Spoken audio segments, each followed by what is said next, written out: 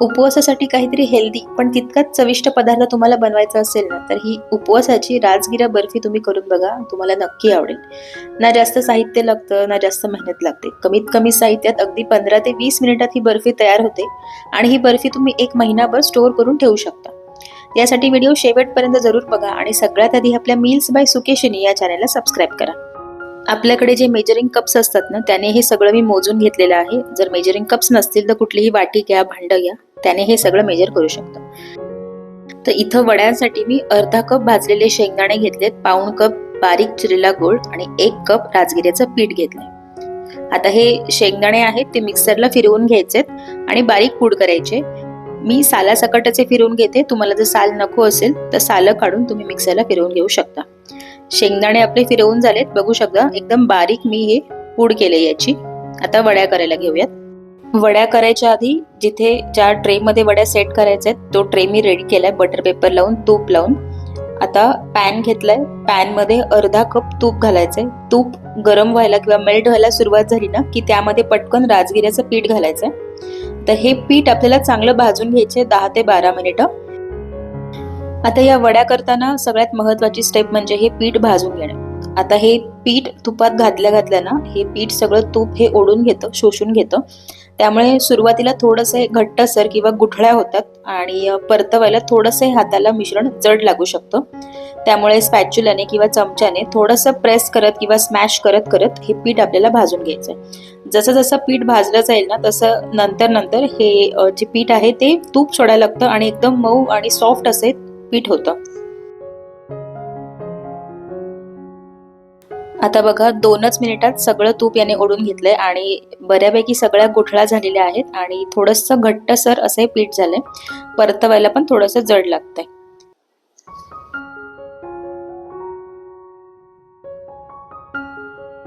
आता असंच गुठळ्या फोडत फोडत मीडियम फ्लेमवरती हे पीठ चांगलं भाजून घ्यायचं आहे. गॅस अजिबात मोठा करायचा नाही, नाहीतर पिठाचा रंग खूप डार्क होतो, पीठ जळलं जातं, व्यवस्थित भाजलं जात नाही. त्यामुळे लो टू मीडियम फ्लेमवरती हे पीठ चांगलं भाजून घ्यायचं.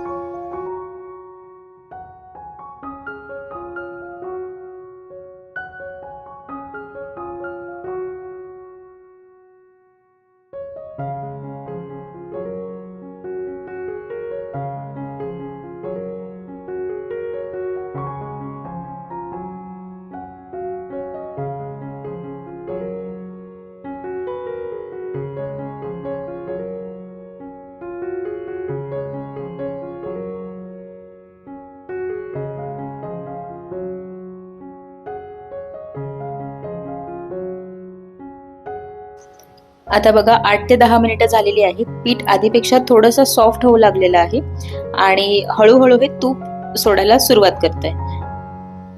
जसं आधी पीठ हलवायला खूप जड लागत होतं तेव्हापेक्षा आता थोडंसं हे हलकं झालंय. जसं आपण हे भाजत जाऊ तेव्हा हे अजून थोडंसं सॉफ्ट होईल. या पिठाचा व्यवस्थित एक गोळा व्हायला सुरुवात होईल.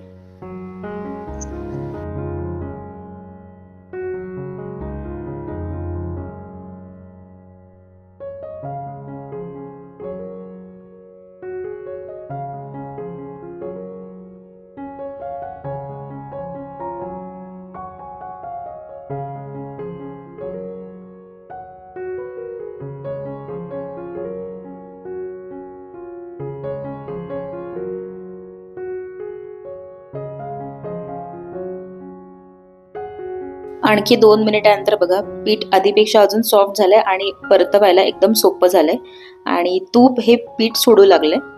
जर तुम्ही नीट ऑब्झर्व केलं तर पीठ थोडं थोडं शाईन व्हायला सुरुवात झाली आहे. आणखी 3 ते 4 मिनिटं आपण हे पीठ चांगलं भाजून घ्यायचंय.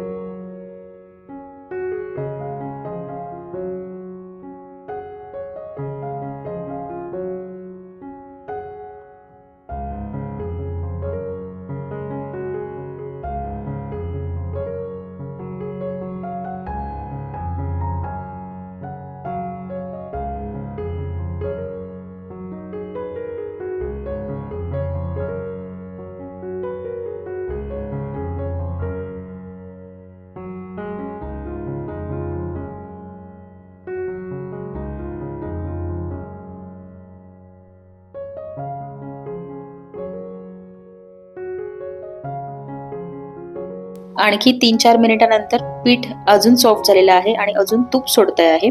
बघितलं तर व्यवस्थित एक गोळा झालेला आहे, अजिबात अशा गुठळ्या नाहीयेत. पीठ भाजायला बरोबर मीडियम टू लो फ्लेम वरती मला 15 मिनिटं लागली. तर पीठ आपलं व्यवस्थित भाजून झालंय. यामध्ये घालूया शेंगदाण्याचा कूट. जर अख्खे शेंगदाणे किंवा शेंगदाण्याचा तुकडा असेल तर तो बाजूला काढून घ्यायचा आणि 2 ते 3 मिनिटं हा शेंगदाण्याचा कूट आणि पीठ मिक्स करून घ्यायचं. गॅस मी अजून पण वाढवलेला नाहीये, मीडियम फ्लेमवरच आहे.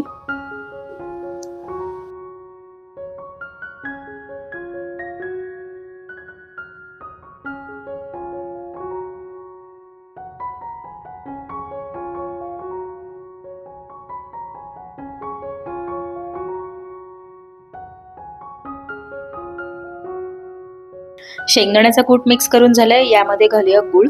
गूळ एकदम बारीक चिरून घेतला, त्यामुळे हा गरम गरम पिठात पटकन विरघळला जातो. जायफळ किसून घ्यायचंय, अंदाजे पाव चमचा मी जायफळ यामध्ये किसून घेते. जर तुमच्याकडे सुंठ पावडर, वेलची पावडर असेल तीही घातली या वड्यांमध्ये तरीही चालेल.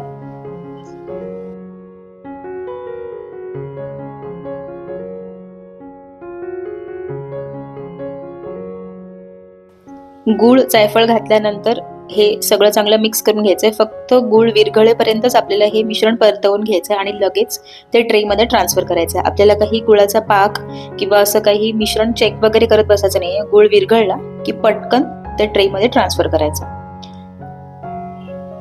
बारीक गॅसवरतीच गूळ हा पटकन विरघळवून घ्यायचा आणि पटापट हे मिश्रण हलवायचं. गूळ पटकन विरघळला जातो. जर एकदम बारीक गूळ चिरलेला असेल ना तर तो पटकन विरघळतो. मोठे मोठे खडे असतील, तुकडे असतील तर ते थोडासा वेळ लागतो. त्यामुळे असं परतवताना असं बोटाने ते चिरडून घ्यायचा गूळ. आता हे ऑलमोस्ट तयार आहे वड्यांचं मिश्रण.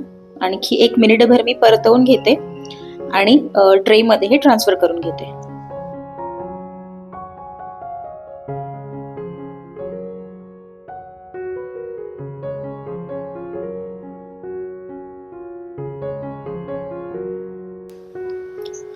आता बटर पेपर आणि तूप लावलेल्या ट्रेमध्ये हे सगळं मिश्रण ट्रान्सफर करून घ्यायचं आणि व्यवस्थित चांगलं दडपून हे मिश्रण सेट करून घ्यायचंय. वाटीने, चमच्याने किंवा हाताने चांगलं प्रेस करायचंय, दाबायचंय आणि व्यवस्थित हे मिश्रण सेट करायचं. जेवढं प्रेशर देऊन आपण व्यवस्थित दाबू ना तेवढ्याच वड्या आपल्या एकदम व्यवस्थित पडतील.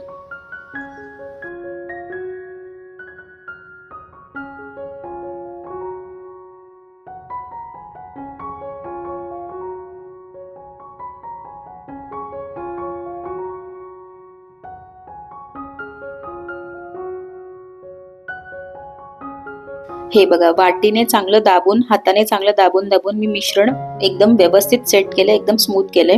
गरम असतानाच याच्या वड्या कट करून घ्यायच्या आणि कट करून झाल्यावरती 1 तासभर हे रूम टेम्परेचरवरती थंड व्हायला ठेवायचं आणि त्यानंतर अर्धा ते पाऊण तास किंवा वेळ असेल तर 1 तास हे फ्रीजमध्ये असाच ट्रे ठेवायचा आणि त्यानंतर या वड्या काढायच्या. एकदम व्यवस्थित आणि अशाच्या अशा वड्या पडतात.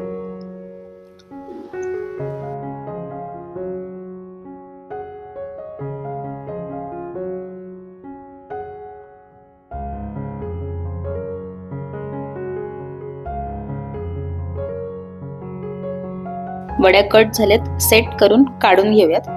तर मी सांगितलं त्या पद्धतीने रूम टेम्परेचर आणि फ्रीजमध्ये मी या वड्या सेट करून घेतल्यात आणि या वड्या खूप व्यवस्थित निघतात, अजिबात फुटत नाहीत. तुम्ही सुद्धा या वड्या जरूर करून बघा, महिनाभर टिकतात. आताच ह्या वड्या करून बघा आणि पूर्ण श्रावण महिना या वड्यांचा तुम्ही आस्वाद घेऊ शकता.